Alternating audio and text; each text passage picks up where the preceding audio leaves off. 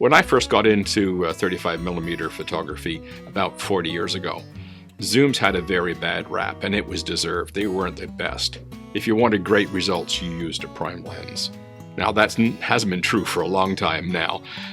Is there still a reason why you should have some prime lenses in your gear bag? So let's see what they are.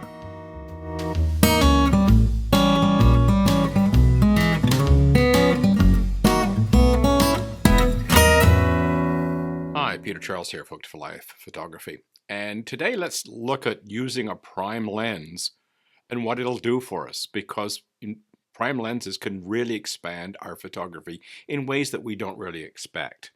Now, when I started with an SLR for the first time in 1981, it came with a 50 millimeter f2. A prime lens, a 50 on the front of an SLR back then was normal. This is how we all started if we bought a SLR back then.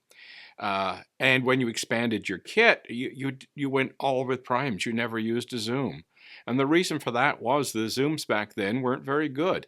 They didn't have the option of advanced optics, ED lenses, spherical lenses, the software to correct aberrations. None of that existed. So it's typical in a zoom back then. You had pin cushion distortion at one end, barrel distortion at the other end, not particularly sharp, prone to flare. There was a whole bunch of problems with them. So zooms were for convenience, but serious photography was primes. Today, with our wonderful zoom lenses, it seems silly to bother with prime lenses. I mean, I've got 4 zoom lenses that run in full frame terms from 15 to 900. I've got the whole focal length, every focal length in that range covered by 4 zoom lenses. So you're saying to yourself, why on earth, apart from maybe a macro lens, why would you bother with a prime? And I'm sure a lot of people go through their photography lives never touching a prime lens. I mean, look at this little fellow right here. Its range is 24 to 360. It's incredible what the range this little guy has.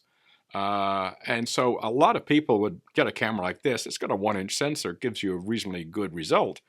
And you could go through your entire photographic life with something like this, 24 to 360. It's covered in one little tiny camera.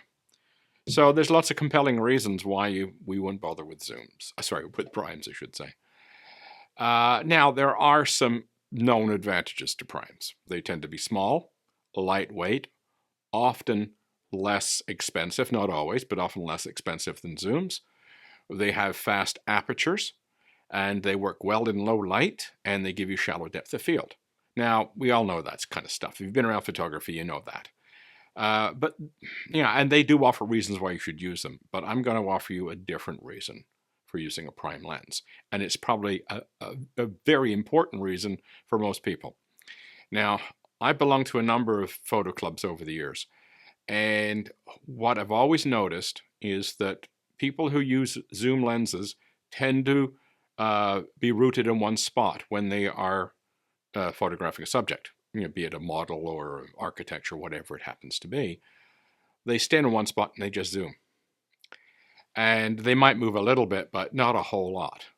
And they're relying on that zoom ring to change the perspective, change the coverage, and give them a different image. But the reality is, if you point your, say your 24 to 70 at a model, and you zoom out or zoom in, you're getting the same shot essentially, just with a wider or narrower view.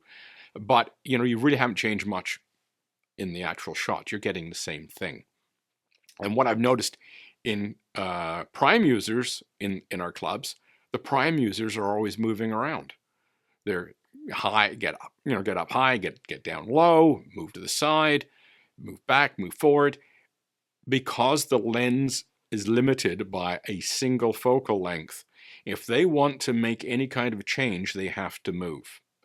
And that creates a difference up here, not on the camera. You have to plan everything, think about it, why you want to move over there, why would you pick this low angle versus a eye view or a high angle. You start thinking about all these possibilities, because of the inherent limitation of the lens. So it's funny, a zoom gives you all this immense latitude, you know, a 24 to 70, for example, or a 24 to 105, gives you all this latitude that you can get all these perspectives in a twist of the one ring.